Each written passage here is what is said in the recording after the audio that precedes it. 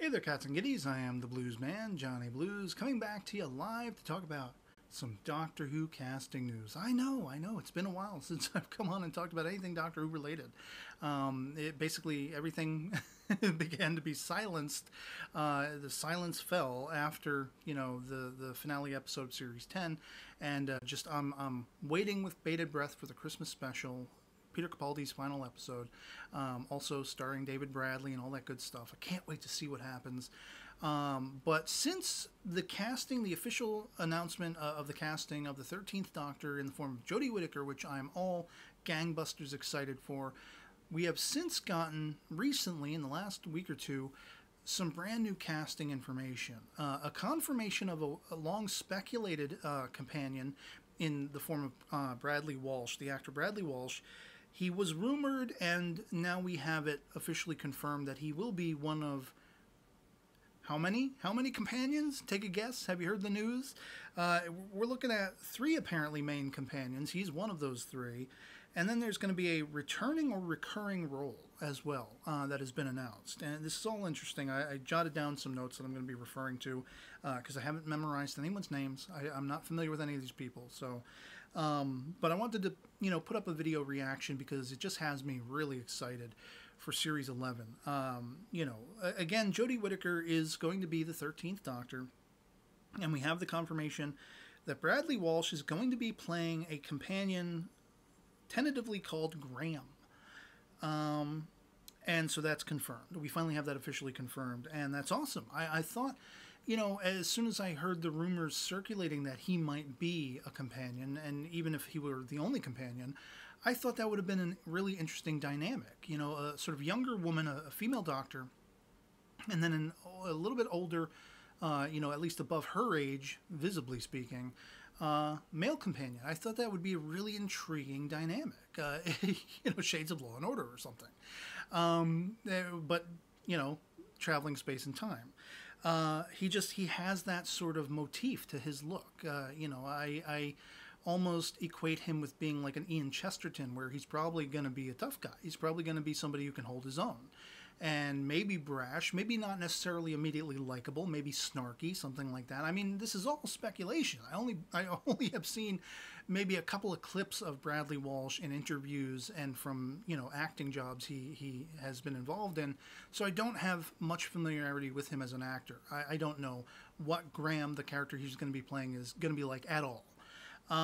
But I like it. I really like it. I am 2 thumbs up for Jodie Whittaker's casting. I have seen clips of her, a fierce performance on stage in a play that also had Christopher Eccleston in it, and she just is amazing. She was amazing in that.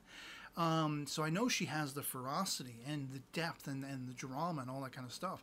Hopefully she also has the more lighthearted humor aspects of the Doctor. But I thought, Bradley Walsh, from what I've been told, he has been known for some comedic stuff as well and more lighthearted stuff. So, those two together, what little information I do know about him that, as I said, amounts to that, it sounds exciting to me. So, great that he's been confirmed.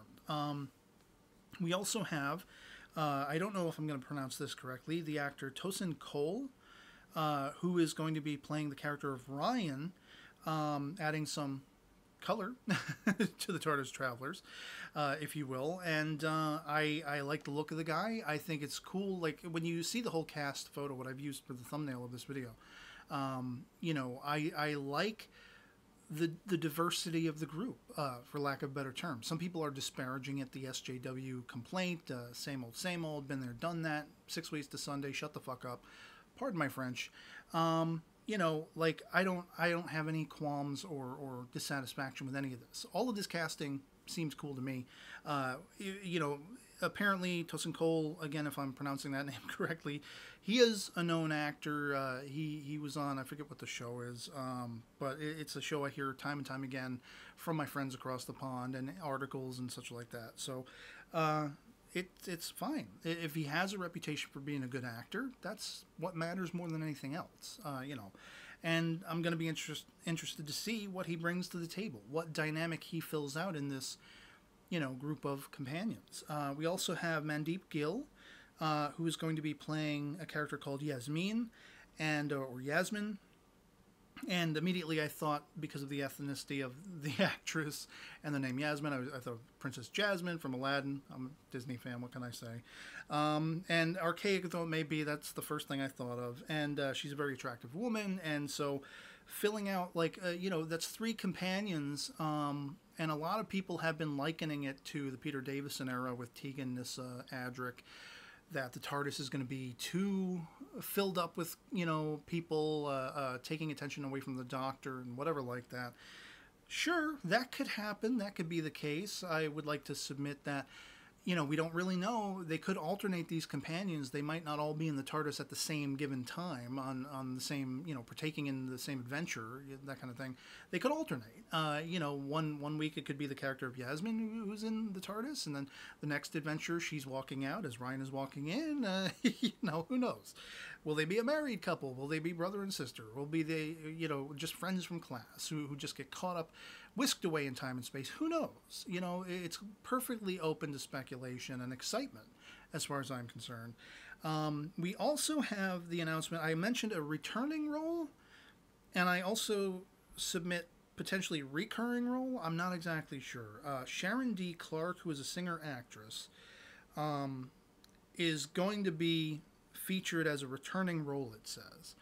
And I don't know if returning is accurate. I assumed that maybe it could have meant recurring, like a recurring part in Series 11 through many episodes.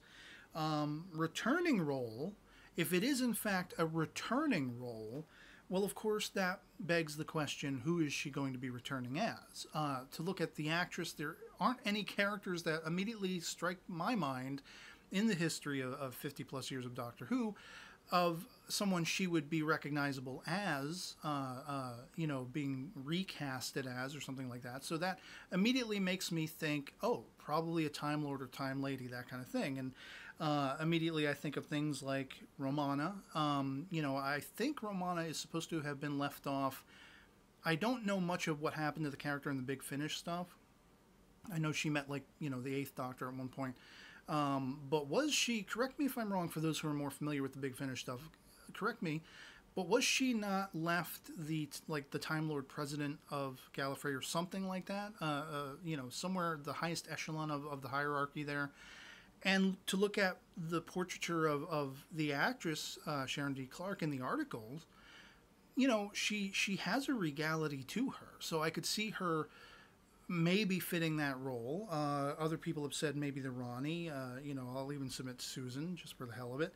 I really, hopefully she's not the Master, because, really, you don't even want to let the dust settle on Missy. Missy's sort of going out. I mean, let's give her some breathing room there, Let's leave some ambiguity there before we immediately bring back the Master or Missy or whatever.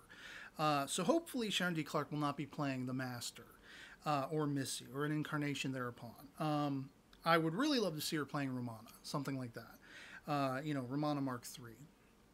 Because of the regality, the awesome sort of ambiance the character, is surrounded by, but also the actress herself. Just seeing, again, the portraits of her in the articles, talking about these casting announcements.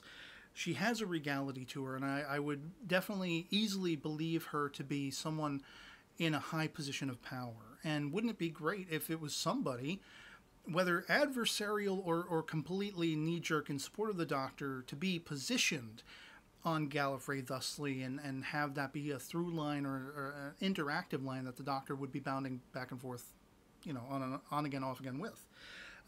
So that is it really for the casting announcements. Again, to coincide with Jodie Whittaker's 13th Doctor, we have it finally confirmed Bradley Walsh as the character of Graham, Tosin Cole, again, I'm sorry if I'm mispronouncing that, as the character of Ryan, Mandeep Gill as Yasmin, and Sharon D. Clarke in a returning role, an unspecified as yet returning role. And that strikes me as all kinds of interesting. Now, again, I talked about, people are likening it back to the Davison era and, Tegan, Nyssa, Adric, and my first reaction was, ooh, it's kind of like the first Doctor era, Ian, Barbara, and Susan. Maybe it'll be something like that. And then I kind of had you know, I kind of laughed to myself because I'm like, well, if we're now dealing with a female doctor, of course the gender swappability and the regeneration is a thing. It's legitimized. Why couldn't we say that Bradley Walsh is a little boy Sue? You know, maybe that's Susan. And wouldn't it be just all kinds of hilarious if he's constantly where Susan always referred to the doctor as grandfather? Wouldn't it be hilarious for this somewhat older looking man to be calling this younger looking female doctor Gran or Granny or Grandma or something like that? And then the two human companions come in and are like, wait a minute, how are you her, you know, his granddaughter or grandmother rather? How is she your granny? You know, that I think that would make for a lot of fun in the history of Doctor Who. I doubt that's going to happen. Presumably all three of these characters are human characters, but that remains to be seen. And but I just thought that would have been hilarious. You know, okay, the Doctor's become a woman, Susan's become a man, and he's constantly referring to this younger looking woman as grandma. You know, I think that could get a lot of humorous mileage out of it. But anyway, you know, so it's also been confirmed that Series 11 will comprise 10 50 minutes episode beginning in autumn 2018, with the premiere episode being an hour length. And that seems cool. I'm assuming that's 10 regular aired episodes plus a Christmas special for the end of 2018. That's just my assumption. And that sounds great. You know, like awesome. 10 full episodes of closer to the hour mark.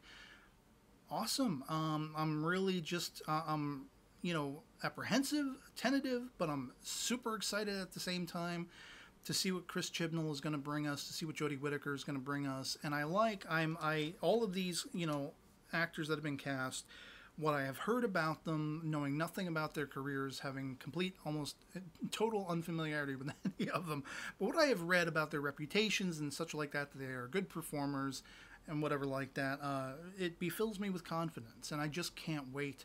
I mean, it's conflictual for me because while I'm chomping at the bit and I can't wait to see these actors and actresses in action in the series when Series 11 comes around, we still have to get over that sort of, you know, pseudo speed bump of Peter Capaldi's last stint as, you know, the 12th Doctor, and it's still bittersweet. I'm ready to be rocked. My body is ready to see his final swan song as the Doctor, coinciding with the first Doctor. And I've heard that we're going to see a little more of Ben and Polly than we might have assumed and everything like that, calling back on the 10th planet, the final story of the first Doctor.